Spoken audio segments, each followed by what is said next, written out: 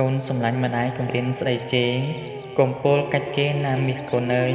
បើមានសំណួរណាពុំគួរឆ្លើយឪកូនប្រាប់ហើយឆ្លើយត្រឹមញញឹមបណ្ដាំឲ្យកូនកខនាំមុខក៏ជួក្រោយទុកឲ្យកូនសង្ឃឹមម៉ែស្រឡាញ់កូនឥតមានអ្វីផ្ទឹម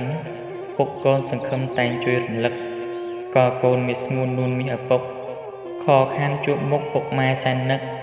ក៏គិតដល់កូនរាល់ពេលល្ងាចព្រឹកខឃើញបាយទឹកនឹកកូនពុនពេកងងុយយប់ជ្រៅទៅដេកពំលក់ចចិត្តវីវក់ម្ដាយកូនទឹកភ្នែកឆឆាប់មកពៅកំនៅយូរពេកជួបជជែកម្ដាយចង់យល់ភ័ក្រឈប់ឆាវឆាវទៅពៅកន្លកញញៀតរកញញឹមរាក់រាក់ដល់ដឹងគុណទុះចេះស្គាល់ជ្រៅរាក់ថថិតថេជាក់គ្មានអ្នកអន់អាក់ដល់ឌឺឌៀមដាមនេះនាំឈឺចុកធវណ្ណៈសុខកុំបីថ្នាំងថ្នាក់ណណែនាំផ្លូវម៉ែឪទុកដាក់តតាមបនស័កគុំស៊ីលួចលាក់ថថែទាំខ្លួននួនមាសឪពុកតទៅថ្ងៃមុខពុកម៉ែពឹងអ្នកថធនធានមានញាតហ៊ានពឹងពាក់ណនាំឲ្យអ្នករងរឿងអណែកបបាបាត់មុខបាត់ឲ្យគេនឹក